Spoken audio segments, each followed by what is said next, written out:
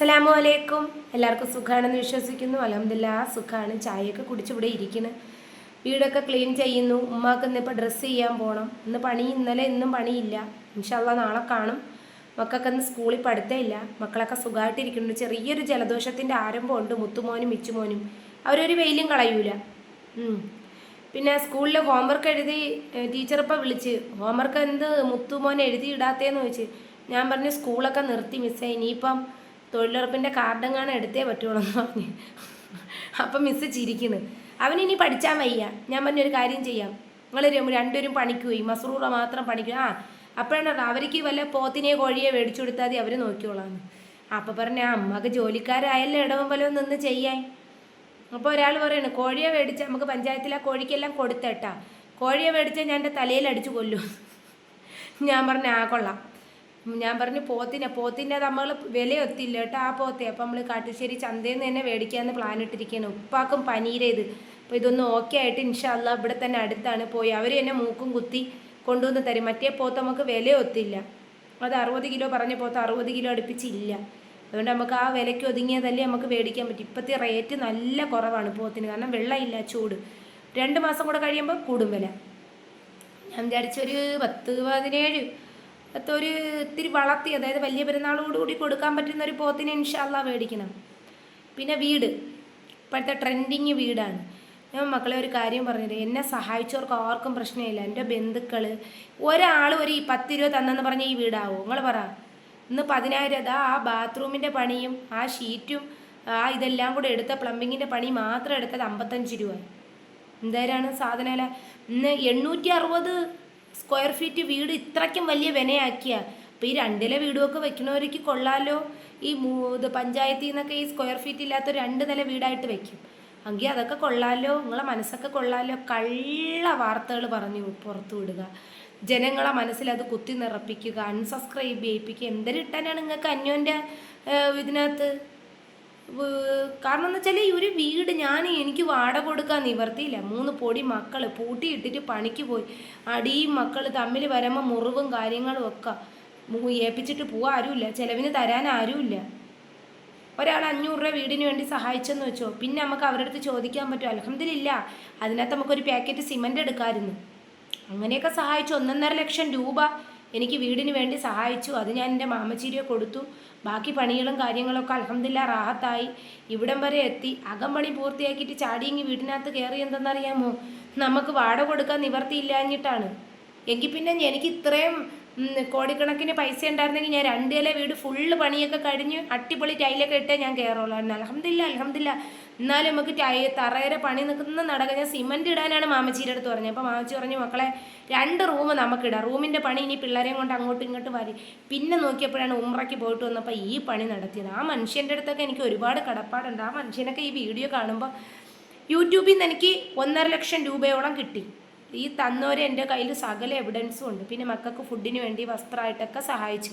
അതൊക്കെ ഞാൻ നിങ്ങളുടെ അടുത്ത് പറഞ്ഞിട്ടുണ്ട്. ഫുഡിന് വേണ്ടി തന്നതെന്ന് ഞാൻ പറഞ്ഞിട്ടില്ല. ചിലവർ 500 രൂപ തന്നിട്ടുണ്ട്, ചിലത് 4 പെരുത്ത് 1000 രൂപ തന്നിട്ടുണ്ട്.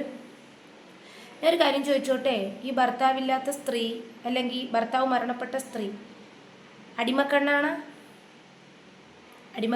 ഞാൻ ചോദിക്കുകയാണ്, അറിഞ്ഞൂടാൻ വയ്യ. ഈ മക്കളെ ഈ സമൂഹത്തിൽ വളരണ്ടേ? നിങ്ങളെ മക്കൾക്ക് അല്ലെങ്കിൽ ഒരു പേരിന് വേണ്ടി ഒരു ഭർത്താവ്, അല്ലെങ്കിൽ എവിടെയെങ്കിലും ഭർത്താവ് ഒരു മൂലയെ കുത്തിയിരിക്കുന്നു, അവളെയൊന്നും ആരും പറയില്ല. ഭർത്താവില്ലാത്ത സ്ത്രീത്തി ഒരുങ്ങിയിറങ്ങി ഫോൺ ചെയ്ത അവക്കൽ അവനുമായിട്ട് ഇങ്ങനെയൊക്കെയാണ് പറയണത്. എൻ്റെ ചെവി കൊണ്ട് ഞാൻ കേട്ടിട്ടുണ്ട്. നമുക്കൊന്നും പറ്റൂല, ഒരുങ്ങാൻ പറ്റൂല, കണ്ണെഴുതാൻ പറ്റൂല, പുരുകെഴുതാൻ പറ്റൂല, ചുരിദാർ ഷേപ്പടിച്ചിടാൻ പറ്റൂല, മഫ്ത ഇടാൻ പറ്റൂല, മഫ്തേന്ന് മുടി ഒന്ന് പുറത്തു പോയാൽ കുറ്റം. ഹലോ, ആദ്യം ഞാൻ യൂട്യൂബ് ചാനലിൽ വന്നണക്കല്ല. ആദ്യമൊക്കെ ഒരു പരീക്ഷണത്തിലെ പോലെ വേറൊരു മൈൻഡായിരുന്നു. പക്ഷെ ഇപ്പം അങ്ങനെയല്ല. എനിക്ക് എൻ്റേതായ കണ്ടൻ്റ് ഉണ്ട്. അത് കാണാൻ എൻ്റെ 10 ഉമ്മമാരുണ്ട്, അല്ലെങ്കിൽ എന്നെ ഇഷ്ടപ്പെടുന്ന 10 പേരുണ്ട്. എൻ്റെ മക്കളെ ഇഷ്ടപ്പെടുന്നവരുണ്ട്, ദുആ ചെയ്യുന്നവരുണ്ട്. ഞാൻ അങ്ങടുത്ത് ചോദിക്കട്ടെ, ആരെ ഈബത്തല്ല, പരദൂഷണമല്ല, എൻ്റെ സുഖവും ദുഃഖമാണ് പറഞ്ഞത്. വീടിന് വേണ്ടിയൊക്കെ കൈ നീട്ടുമ്പോൾ എനിക്ക് 6 സബ്സ്ക്രൈബ് 8-9 മാസക്കാലം കൊണ്ടാണ് ഈ വീടിൻ്റെ ഇങ്ങനൊരു രൂപമായത്. എൻ്റെ ഉമ്മജിയുമായ ഒരന്ത്യമെങ്കിലും മരിക്കുന്നതിന് മുമ്പ് ഇതിനകത്ത് എനിക്ക് കയറണം. പക്ഷേ എനിക്ക് അള്ളാഹു അത് നടത്തി തന്നില്ല. അവരെപ്പോഴും ആ മരണത്തിൻ്റെ കുറച്ച് ദിവസം മുന്നേയും പറഞ്ഞെന്താണെന്ന് അറിയാമോ? മോളെ നീ വിഷമിക്കണ്ട, നിനക്ക് വീടാവും, നിനക്ക് വീടാവും, നിന്നെ നീ ഉയരും മോളെ എന്നാണ്. എനിക്ക് പഠിക്കാൻ പറ്റിയില്ല. എനിക്ക് പഠിച്ചൊരു ഗവൺമെൻറ് ജോലിയോ അല്ലെങ്കിൽ ഒരു ജോലിയോ ഒക്കെ മേടിക്കണമെന്നുണ്ട്. ഇപ്പോഴില്ലേ മൈൻഡ്, മുമ്പ് അരമെൻ്റലായിരുന്നു, ഇപ്പോൾ യൂട്യൂബിൽ ഇറങ്ങി മുഴുമെൻ്റലാക്കി. എന്നാലും കുഴപ്പമില്ല. ചില നേരം എന്നെ സപ്പോർട്ട് ചെയ്ത് വിളിക്കുന്ന ഇത്താമാരുണ്ട്, ഉമ്മമാരുണ്ട്. മക്കളെ, നിനക്ക് എന്തെങ്കിലും ഒരു ആവശ്യത്തിന് ബുദ്ധിമുട്ടുണ്ടെങ്കിൽ ഒരു 5-6 പേര് എനിക്ക് നമ്പർ തന്നിട്ടുണ്ട്. കുട്ടികൾക്ക് പെട്ടെന്നൊരു വയ്യാണ്ട നീ എന്നെ വിളിക്കുക, എന്നാൽ പോലും ഞാൻ അവരെ വിളിച്ച് പറയൂല. എന്താണ് ഉമ്മ, നിങ്ങൾ ദുആ ചെയ്താൽ മതി ഉമ്മ എന്നാണ് പറഞ്ഞത്. കാരണം ഞാനൊരു ജോലി എനിക്കുണ്ട്. ഇത് കഴിഞ്ഞിട്ട് ഞാനൊരു ജോലി നോക്കും. പക്ഷേ ഇനി പഠിക്കാനൊന്നും ഒരുപാട് പേര് നീ പഠിക്കുന്നേ ജിയെ, ഒരു സ്കൂട്ടി എടുന്നേ ജിയെ, നിനക്ക് ചെറിയ വലിയപ്പയൊക്കെ പറഞ്ഞൊരു RCM പ്രോഡക്റ്റിൻ്റെ കാര്യങ്ങളൊക്കെ ചെയ്യും. ഒന്നിൻ്റെ കൂടെ ഒരു അട്രാക്ഷൻ ഇല്ല. എന്നുവെച്ചാൽ ഒരു അടുക്കും ഒരു അലമാര എന്ന് അടുങ്ങിയിരിക്കുമ്പം അതിനകത്തുനിന്ന് ഒരു അടിയിലൊരു തുണി ഇങ്ങനെ വലിച്ചങ്ങ് നീക്കിയെന്ന് വെച്ചോ, അല്ലെങ്കിൽ ഒരു ബുക്ക് അടുക്കി വെച്ചേക്കണം, അതിനകത്തുനിന്ന് അടിയിലൊരു ബുക്ക് ഒന്ന് വലിച്ച് നീക്കിയാൽ മറ്റേതെല്ലാത്തിനും ഒലക്കം പറ്റും, തറയിൽ വീഴും. അതേപോലത്തെ ജീവിതമാണ് എൻ്റെ ജീവിതം. 27ാമത്തെ വയസ്സിൽ പ്രാരാബ്ധത്തിൻ്റെ നടുവിൽ ഇറങ്ങിയോളാം. അതുകൊണ്ട് ഇന്നും റബ്ബ് മാത്രമുള്ള എനിക്ക് തുണ, ആശ്രയം. ആരെടുത്തും സങ്കടമില്ല. ഒരു ബന്ധുക്കളെ പോലും ഞാൻ ഫോൺ വിളിക്കില്ല. വിളിക്കണമെങ്കിൽ എൻ്റെ വലിയമ്മ, വലിയപ്പ, അല്ലെങ്കിൽ എൻ്റെ മാച്ചി, അല്ലെങ്കിൽ എൻ്റെ കൊച്ചുഅമ്മ, ഇവരെയാണ് വിളിക്കണം. ഉമ്മച്ചിമായും കൂടെ വിളിക്കുന്ന അവരില്ല. ഓപ്പറേഷൻ ചെയ്ത സമയത്തൊക്കെ എന്നെ ഒരുപാട് നോക്കിയെടുത്ത് മസ്റൂറാൻ്റെ അത്ര ഇല്ല ഞാൻ. അത്രയൊരു അവസ്ഥയിൽ ഞാൻ തരണം ചെയ്തു. അന്ന് എനിക്ക് ഇഷ്ടം പോലെ മുടിയുണ്ട്, ഇന്ന് മസ്റൂവിനെ പോലെ. ഞാൻ കളഞ്ഞില്ല മക്കളെ, എൻ്റെ മക്കളാണ്. കളഞ്ഞില്ല. എൻ്റെ മക്കളെ നെഞ്ചോട് ചേർത്ത് പിടിച്ച് ഇതുവരെ എത്തി, വീടായി. എനിക്കിപ്പം ഈ ഇട്ടേക്കുന്ന ഡ്രസ്സൊക്കെ ഇല്ലേ, എൻ്റെ സജനാത്ത എനിക്ക് അയച്ചു തന്നതാണ്. റാബിയാത്ത വിളിച്ച് ഡ്രസ്സ് അയച്ചു തന്ന. ജിയെ, നീ വന്ന പോലെ പോയാൽ മതി മോളെ. ഇങ്ങനെയാണ് നിൻ്റെ വീഡിയോസ് നമ്മൾ കാണും. നീ രക്ഷപ്പെടണം. ആ കുടുംബത്തിൻ്റെയൊക്കെ ദുആ എനിക്കുണ്ട്. എനിക്കൊരു ഉമ്മ കൊല്ലത്ത് കരുനാഗപ്പള്ളിയിൽ ഉമ്മ ഹജ്ജിനുമാണ്. ഉമ്മ പറഞ്ഞത്, ഉമ്മ എൻ്റെ രണ്ടാമത്തെ മോനിക്കും, നമുക്ക് എല്ലാവർക്കും ഉണ്ട് രണ്ടാമത്തെ മോന് പ്രത്യേകം അമ്മ ദുആ ചെയ്യണേ ഉമ്മ എന്നാണ് പറഞ്ഞത്. ഉമ്മാരെയൊക്കെ ഇപ്പോഴും എന്നെ വിളിക്കും. കരുനാഗപ്പള്ളിയിലുള്ള ഉമ്മയാണ്. ഉമ്മയൊക്കെ എൻ്റെ വീഡിയോ കാണുന്നതാണ്. കാരണം ജീവിതത്തിൽ വൻ പരാജയം വന്നുപോയി. ആരോ സുഖമായിട്ട് ജീവിക്കട്ടെ. ഞാനൊന്നും ഇന്നുവരെയും ഈ മക്കൾക്ക് വേണ്ടി ഞാൻ ചിലവിന് ആരുടെ ചോദിച്ചിട്ടില്ല. പട്ടിണിക്കും പരിതാപത്തിൻ്റെ ഇടയിൽ എൻ്റെ കൂടെ സപ്പോർട്ട് ചെയ്ത് എൻ്റെ പൊന്നു മക്കൾ.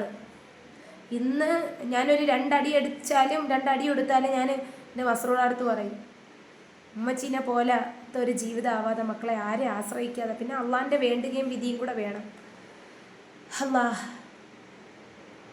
അതുകൊണ്ട് ഭർത്താവില്ലാത്ത സ്ത്രീക്കും ഭർത്താവ് മരണപ്പെട്ട സ്ത്രീക്കും ഒന്നും ഉണ്ടാവില്ല. അള്ളാൻ്റെ കാവലും തണലും ഉണ്ട്. അതുകൊണ്ട് ഞാനൊരു കാര്യം വേണ്ടി, എനിക്ക് ഹൈറെന്ന് തോന്നുന്ന കാര്യം 2 വട്ടം ആലോചിച്ചിട്ടേ ഞാൻ ചെയ്യുള്ളൂ. ഞാൻ പോത്തിനെ ഇൻഷാ അല്ലാ അപ്പോൾ ഓക്കെ ആയ ഉടനെ നമ്മൾ കൊണ്ടുവരും. വലിയ പാടൊന്നുമില്ല. പിന്നെ 2-3 ദിവസമൊക്കെ തീറ്റയെടുക്കാൻ പാടായിരിക്കും. എനിക്ക് ആനയെ മേടിക്കേണ്ട കാര്യമില്ല. സൂറത്തുൽ ഫീൽ, ആനക്കല സംഭവത്തെക്കുറിച്ചിട്ട് പറയുന്ന സൂറത്താണ്. നമുക്ക് ആനയെ മേടിക്കേണ്ട കാര്യമില്ല. എനിക്ക് ആനയെ മേടിച്ചിട്ടോ എരുമേനെ മേടിച്ചിട്ടോ ഒന്നും എനിക്കില്ല. എനിക്ക് എൻ്റേതായൊരു ഇഷ്ടമുണ്ട്, എൻ്റേതായൊരു സ്റ്റാൻഡുണ്ട്. അതിലാണ് ഞാൻ നിൽക്കുന്നത്. ഇന്ന് ഈ മക്കൾ ഇവിടം വരെ എത്തിയിട്ടുണ്ടെങ്കിൽ, ഇങ്ങനെ എത്തിയിട്ടുണ്ടെങ്കിൽ അത് എൻ്റെ കൂടെ സപ്പോർട്ട് ചെയ്യുന്ന സപ്പോർട്ട് ചെയ്തുന്ന എൻ്റെ മക്കൾ, എൻ്റെ കൂടെ നല്ല സപ്പോർട്ടിൽ നിൽക്കുന്ന മക്കളാണ്. എൻ്റെ മസ്റുമോള്. ആരില്ലെങ്കിലും ഉമ്മച്ചി എൻ്റെ മോള് കൊല്ലികളെ നോക്കോ വേണ്ട, എൻ്റെ മോൾ എന്നെ നോക്കും. എനിക്ക് ഏറ്റവും വലിയ, എത്ര അടിച്ചാലും എത്ര വഴക്ക് പറഞ്ഞാലും എനിക്ക് മരിച്ചുപോയ കൊച്ചിന് ശേഷം ഏറ്റവും കിട്ടിയ അനുഗ്രഹമാണ് എൻ്റെ മോള്. എനിക്കൊരു വീടാവണമെന്ന് എത്ര പേരെ ദുആ ഉണ്ടെന്നറിയാമോ? മാമച്ചി കുറ്റിയെടുപ്പിന് ഇവിടെ ദുആ ചെയ്തപ്പോഴത്തേക്ക് പറഞ്ഞു, ഒന്നുമില്ലാതെ നമ്മൾ തുടങ്ങിയ വീടാണ്, ഒന്നുമില്ലാതെ തുടങ്ങിയ വീട്. ആ അടിസ്ഥാനം മാമച്ചീൻ്റെ പൈസയിലാണ് അത് കംപ്ലീറ്റ് ആക്കിയത്. അതിനുശേഷം അൽഹംദുലില്ലാ വീട് ഉയർന്ന് അമ്മച്ചിയുമായ ഒരു അന്തി ഇതിനകത്ത് കയറ്റി ഇരുത്തണമെന്ന് എനിക്കൊരാഗ്രഹം ഉണ്ടായിരുന്നു. അന്ന് കറണ്ട് കിട്ടിയില്ല, കറണ്ടിന് ഇത്തിരി തർക്കമായി. അതെല്ലാം അൽഹംദുലില്ലാ ഒരു തടസ്സങ്ങളും ഇല്ലാതെ എല്ലാം റാഹത്തായി. ഇന്ന് വീടായി, മക്കൾ സന്തോഷമായിട്ടിരിക്കുന്നുണ്ട്. ഇവരാണ് എൻ്റെ സന്തോഷം. എൻ്റെ ജീവിതം എന്തോ ആയിക്കൊണ്ട് പോട്ടെ, എങ്ങനെയോ ആയിക്കൊണ്ട് പോട്ടെ, ഇവരെനിക്ക് വളർത്തിയെടുക്കണം. പ്രത്യേകിച്ച് ആമക്കൾ എന്ത് ജോലി ചെയ്താലും പെൺകൊച്ചുങ്ങളാ ഇന്നത്തെ സമൂഹത്തിൽ കുറേ കരുതലോടുകൂടി കെയറിങ്ങിലും വളർത്തണം. അങ്ങനെ കിട്ടിയ മക്കളൊക്കെയാണ് എൻ്റെ മക്കൾ. ഒരുപാട് പേര് എൻ്റെ അടുത്ത് ചോദിച്ചു, എനിക്ക് ഈ അവസ്ഥയിൽ എൻ്റെ മസ്റുമോളെ അങ്ങ് കൊടുക്കുമോ, എൻ്റെ മുത്തുമോനെ അങ്ങ് കൊടുക്കും.